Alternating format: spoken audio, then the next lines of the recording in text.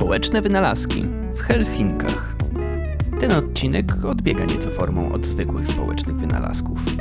Nie jest rozmową czy wywiadem w naszym pokoju, ale nagraniem jednego ze spotkań, w których miałem przyjemność uczestniczyć w trakcie wizyty studyjnej w Helsinkach, jaką zorganizował katalizator innowacji społecznych.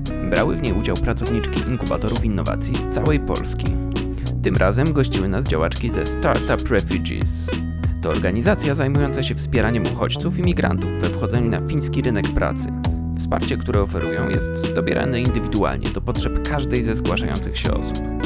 Startup Refugees pomaga z formalnościami, nostryfikacją uprawnień zawodowych, organizuje szkolenia podnoszące kwalifikacje, towarzyszy w procesie zakładania własnej firmy, wreszcie pośredniczy między chętnymi pracodawcami i pracownikami. Posłuchajcie Anni Lehtonen. Przenosimy się do Finlandii. Okay, so we are Startup Refugees. We support refugees, asylum seekers and refugees in employment and entrepreneurship. I think we could start by watching a short video that tells in a nutshell what we do and how we were founded. It's a bit old and we would like to produce a new one, but maybe I'm the most critical person for it. So let's start with this. It's 2 minutes, a bit over 2 minutes.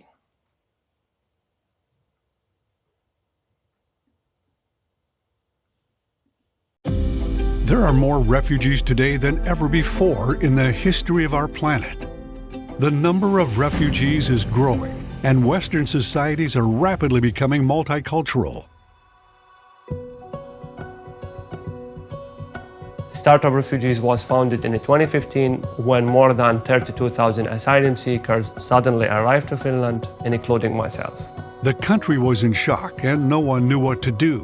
The challenge was preventing apathy and fear arising from so many newcomers without a purpose and future.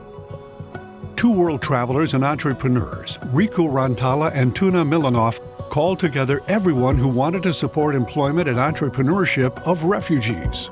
Hundreds signed up immediately, and Startup Refugees was born.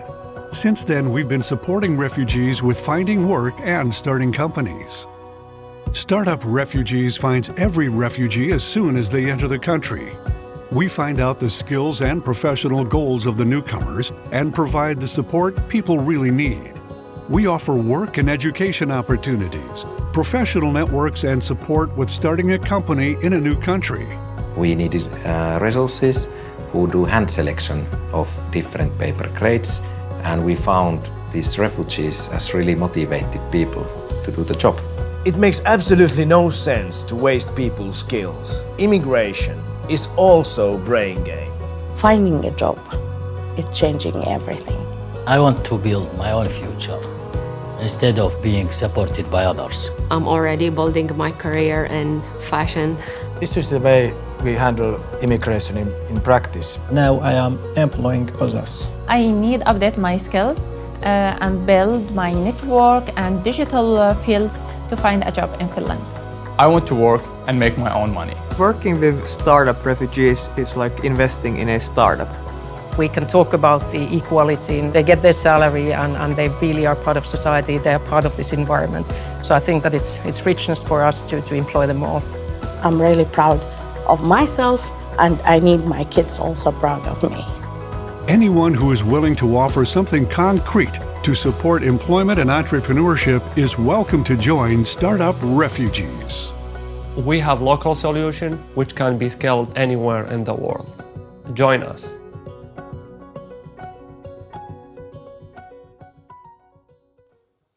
Yes, I like to show this video because then it's not just me talking. You immediately see the power of the network and you see different faces.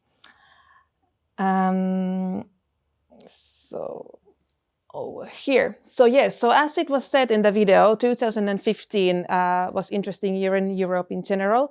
Suddenly there were like a lot of asylum seekers coming from Middle East, and we received over 30,000 in Finland suddenly. And the country was a bit in a shock. We didn't really know what to do. We didn't have systems to suddenly take so many people in.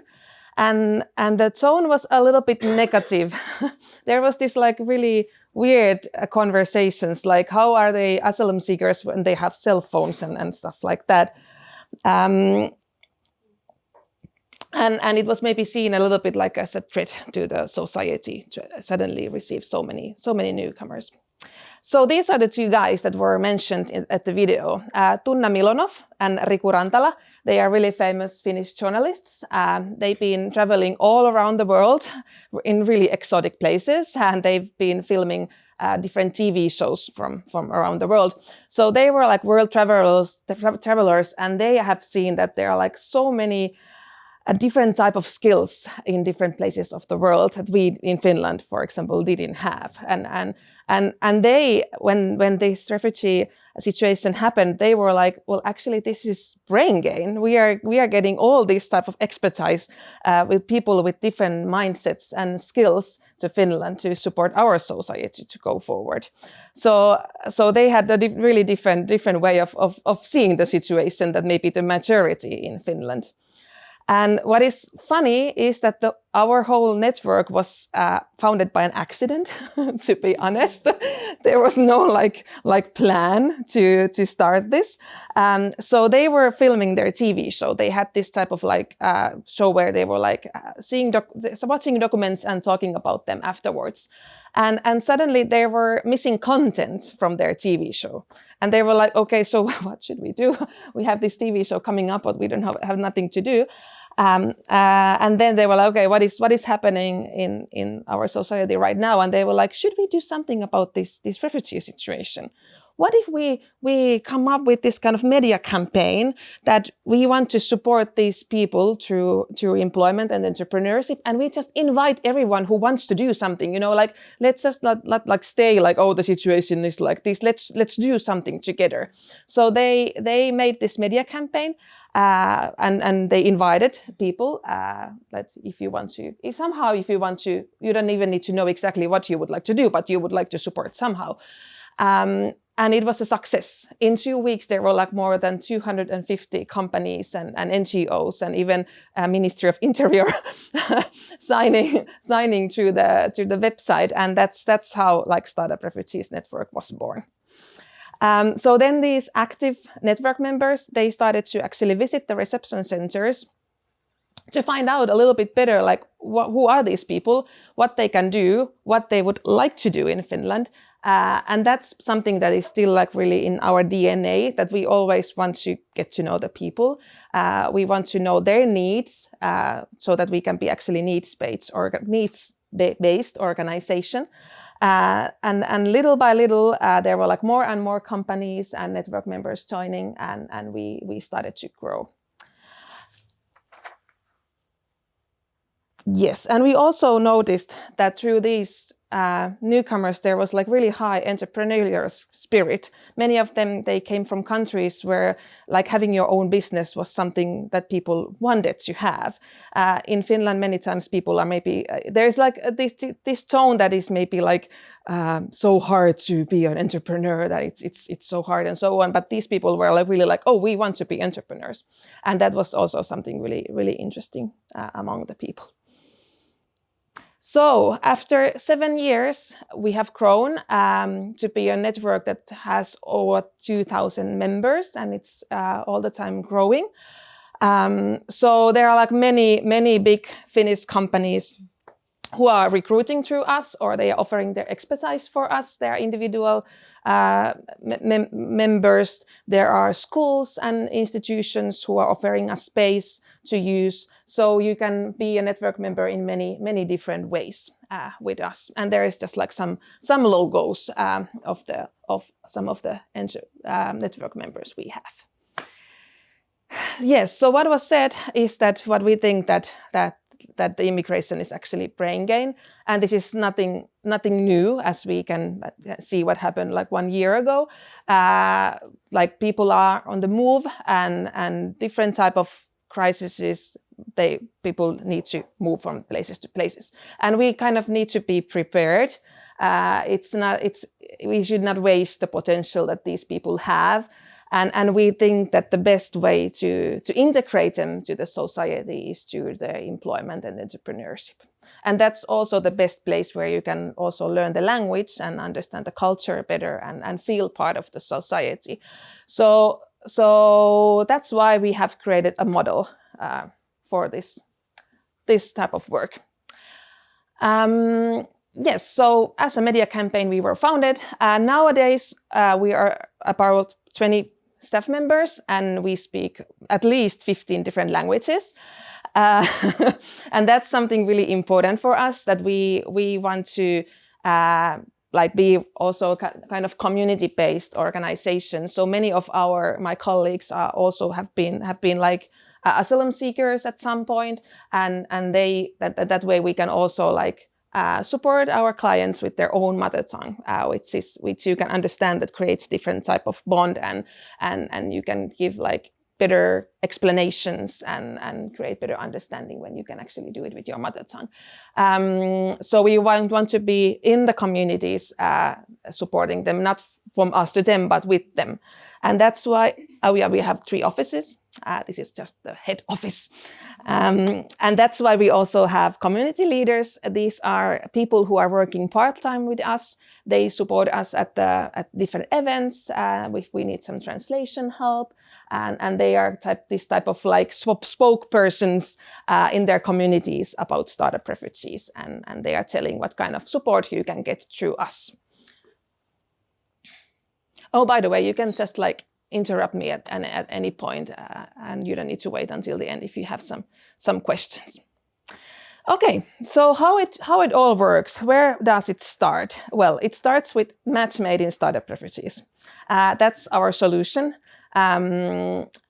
So what happens in match is that, as I told you, we wanted to know who these people are. So that is basically what match is built for. So we go to the reception centers and we collect the information of these people. So we interview them, we ask them, what have you done? What is your education? What type of skills you have? Many times people maybe don't have the formal education for something that they can actually do. So we want to know all that stuff, and also what type of things they would like to do. Before this match was like in Excel, and you can imagine like filling like hundreds of people. It was a mess. And then there was a Finnish big tech company called Futurize, and they were like, "Oh, what are you doing? Maybe we could help you." And then they created us a software. And nowadays, this is available online. We don't have any app for it yet, at least, but you can easily access it everywhere. It's a web-based solution. So people can just register, and then they can like put all their information over there. And then we have the information, which is great, because that's how we can then start to match these people with suitable opportunities. But then it also creates an automatic CV that they can use when they apply for jobs. And this is important because it creates a CV that is like the formal one in Finland. So it's easier for them to apply for different works. So there's one format of CV in Finland? Yeah, well, of course you can make a little bit like different, but there's like some basic things that usually needs to be like but it doesn't really matter in like, it's not that strict that it should be like this and this and this. Okay, but so this is like a good template. Yeah, so there's no one thing template, and I can do mine, I don't know, graphically or something. You can. But for example, like this is kind of like that at least there is all the information that the employer wants to know, you know, and then it's easier for us as well when we have the information of all the candidates in the same format to send these CVs to the companies, and they see exactly the same information in each one of them. And nowadays we have over 7,800 professionals in Match. So you can think that only the sky is the limit when we think about different professions and expertise people have.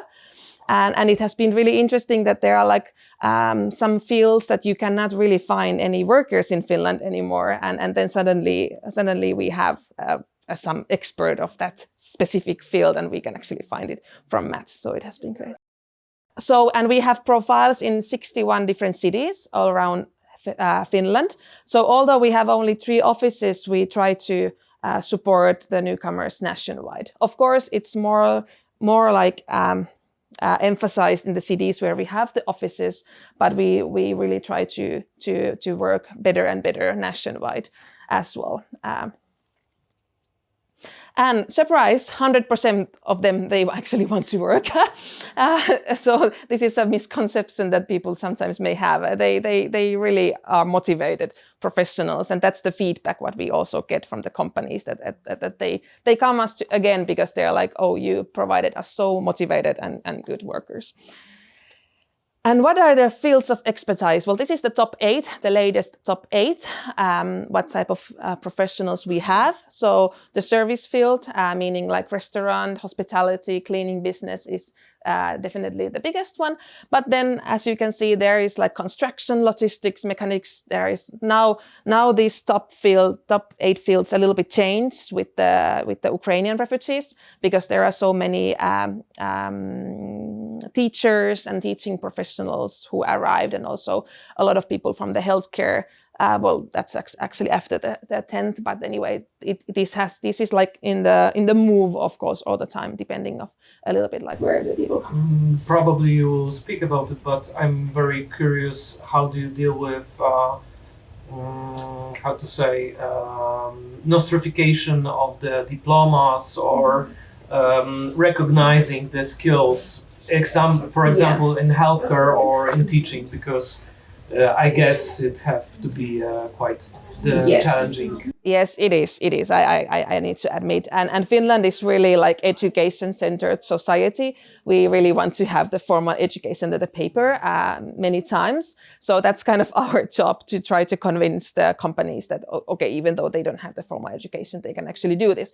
But then when we talk about the healthcare industry and teaching, that's trickier. There you actually need the certification to many of the professions that you have.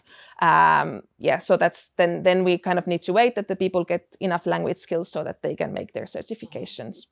But there are some, for example, practical nursing type of things that you can also, for example, do already without the specific certification. But yes. Do you have any data on what's the average age of your clients? We have. Yes, we always ask the age, but it's not really old. It's somewhere like around 25 to 35 or 25 to 40, if I remember right, somewhere over there. So, okay, so we talked a little bit about match, and then when we have the information of the people, then we can guide them to the specific opportunities that we think that they would benefit from. And our work is divided into 3 different programs, and I will now go through those three programs with you. So let's start with the employment program. We talked about it a little bit when we will talk about match. So we have now employed 1,565. I just checked this yesterday. People all around Finland. Most of them in the capital area, but yeah. And how our employment services work? What is the path? How we work with the companies? So when we map the skills at those match clinics, or people just add their information by themselves, then we might get a call from a company, and that's great. They maybe have heard about us, or they maybe have hired through us before, or they are just interested in hiring through us.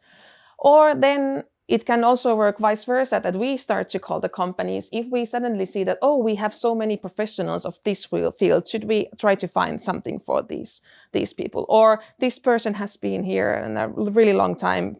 How could we support that person? Could we find some company and call them and ask would they be interested? Campaign strictly for the companies, or I don't know, maybe a newsletter or a video that were only shown to the companies, not to the whole community, but companies only? Sorry, now I didn't understand. Like you make a campaign for the CEOs and the people who are hiring in the companies. We basically call to the human resources, like or if we see open job offer, we contact.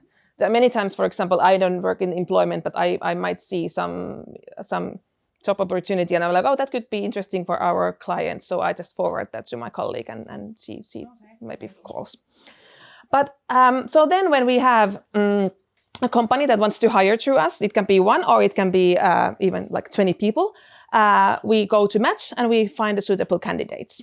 We call these people that, are you interested in this type of work? Would you want us to present you to this company? And they say yes or no. And then we collect the CVs of those candidates we think that would be suitable, and we send those to the company. And we always also train all our job seekers. We have this kind of interview training where we train like how the interview process in Finland works and what you should take into account. So then we organize the interviews together with the company. They decide who they want to interview, and we can have them here, or we can go to the company's own space, or we can have another space where we do the interviews. And then the company, they make the decision by themselves who they want to hire. And then the work begins.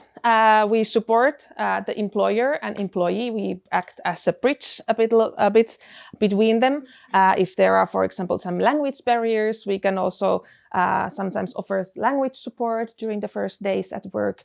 And we can support them with this paperwork that needs to be done, that everything is in order and the work can start. And then we always call to them after some time, and we ask if everything is okay, what type of support would you need, how is it going, and we want to get some feedback from the employee and the employer, like what did they think about the whole process. So then some photos. So we also organize bigger and smaller recruitment events. This one was, for example, at our old office, a smaller one. And then last spring we had a big one in the Central Library, Oodi, because after COVID time there was like a huge need for the restaurant field workers, because as you can imagine, the restaurant had been closed and then the people left to different fields. So we tried to fill this gap, and we organized specific restaurant industry recruitment event with different companies interviewing many candidates at the same time. So we can be a bit flexible, like what type of recruitment events we organize. And last autumn, I need to mention that we won an award, which is great. We won an Innovator in Recruiting award. So that's like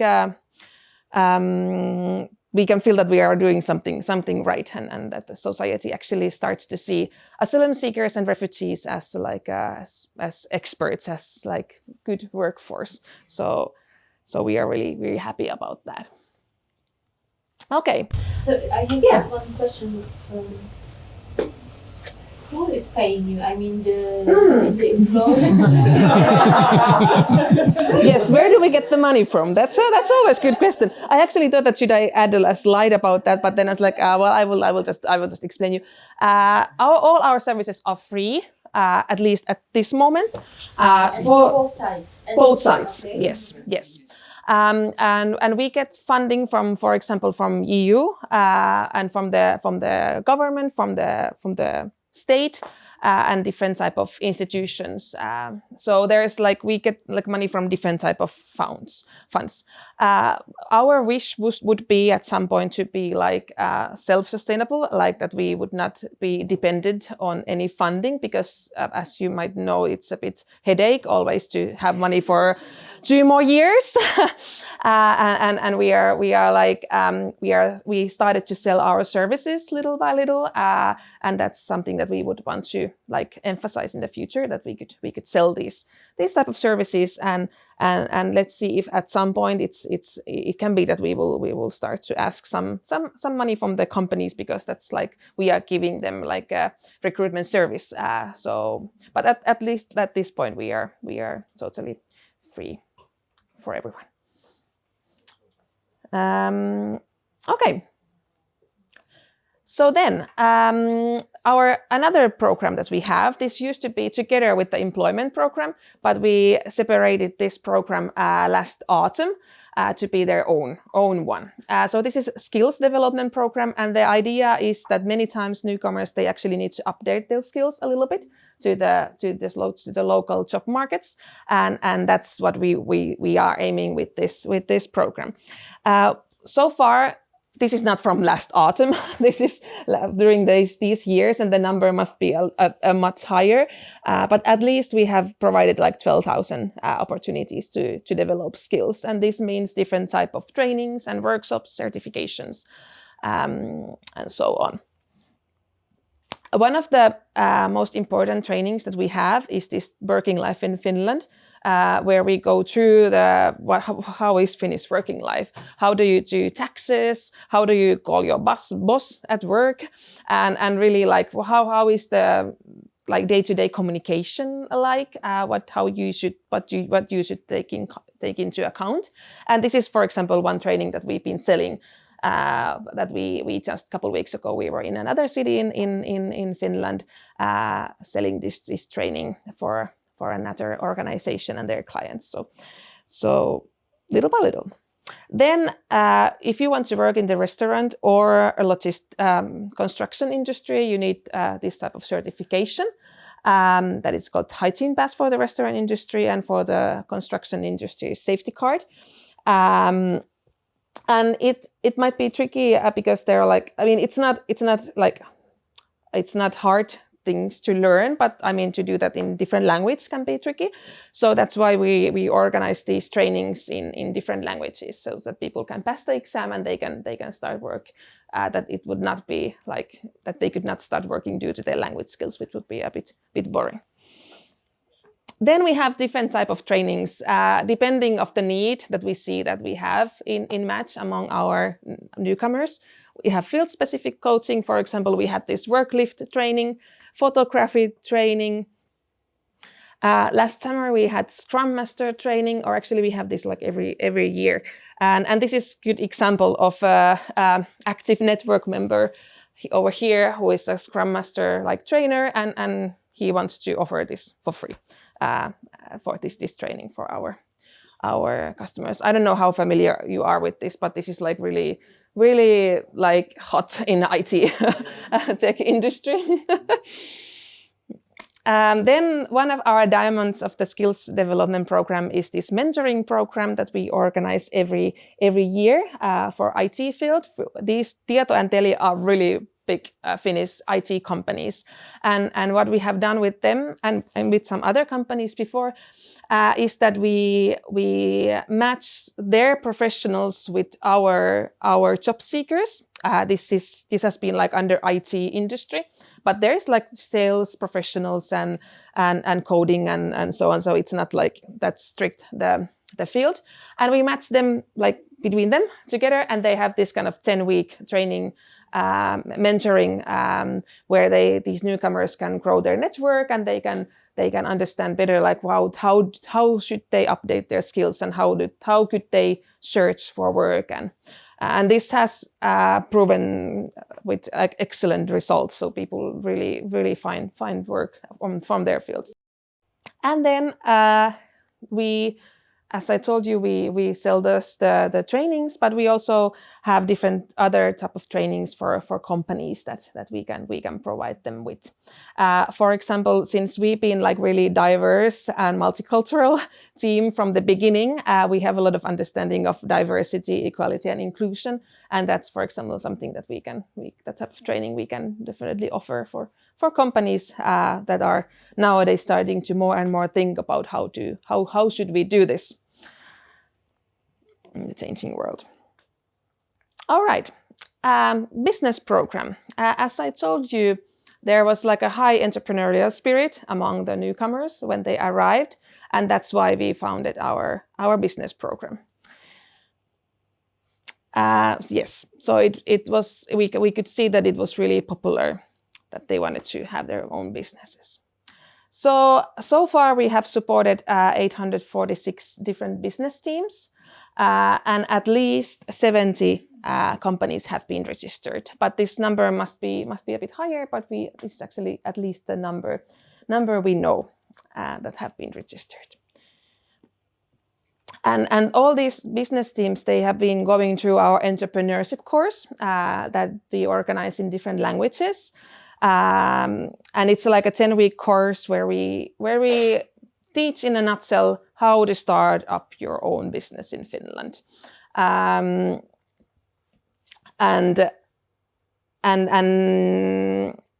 after the program, they also have possibilities to actually test their business ideas in action.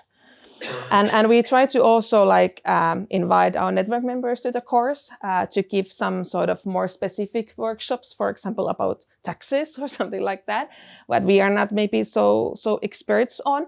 But mostly we run the course by ourselves. It used to be more in live, but nowadays we do it online, so people can participate from different parts of Finland. All right. So then something else what we do is that if people are they are really, really serious with their businesses and they might need some extra guiding, well, of course, our staff is the experts they can turn to and they can get the business advice. But then we also have the great network and we can assign a mentor from the network members we have, and they can get business mentoring if it's for example, some really specific field that they are interested in, and also in the employment program, if there's some really specific field people would want to get employed, we might find a network member who is the expert of that topic, and we can match those together. So as I told you, part of the business program is to make this type of marketing validation events that they can actually, for free, they can try their business ideas. So we go to different events where there are a lot of people, or we organize our own and invite a lot of people, and they come to support these entrepreneurs. And they get direct feedback of their products. They can think that, okay, maybe I need to think about this and this to go forward. Okay, this is selling, but this is not really selling, so I might concentrate more on this. And they can practice their marketing and selling skills. So this is really the core of our business program. So for example, we've been at the Christmas market, which is a big Christmas market in Helsinki. Then we are been many years part of Flow Festival, which is a big music festival. Last year there were 90,000 visitors. 1 weekend festival. We've had our own area, Startup Refugees Garden, where we can invite different entrepreneurs to showcase their products to the festival goers. So that's been a lot of fun. And then there have been some ideas to also start working internationally. We had this kind of cooperation with Finnish Church Aid to support people at the refugee camp that they could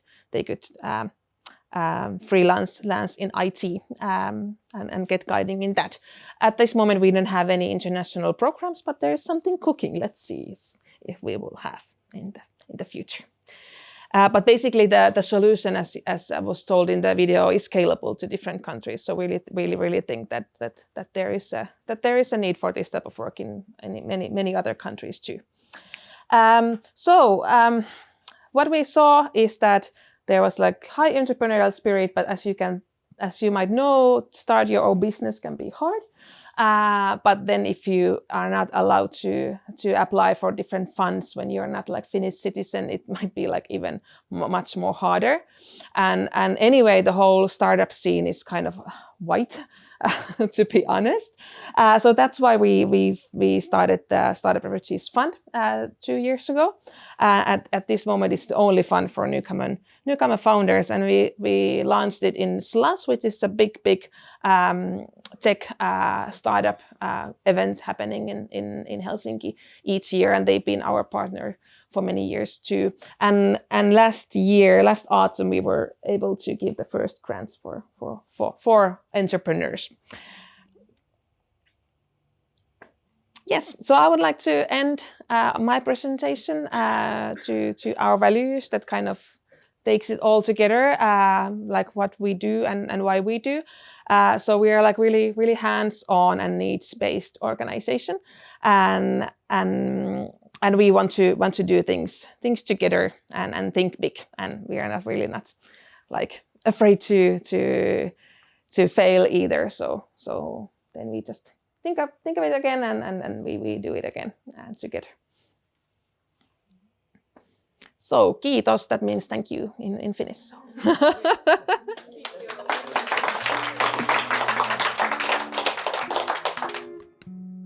To już wszystko w dzisiejszym odcinku. Możecie śledzić nas na Spotify, YouTubie oraz facebookowym fanpage'u Innowacje Społeczne. Podcast powstaje w ramach projektu Katalizator Innowacji Społecznych, współfinansowanego ze środków Europejskiego Funduszu Społecznego.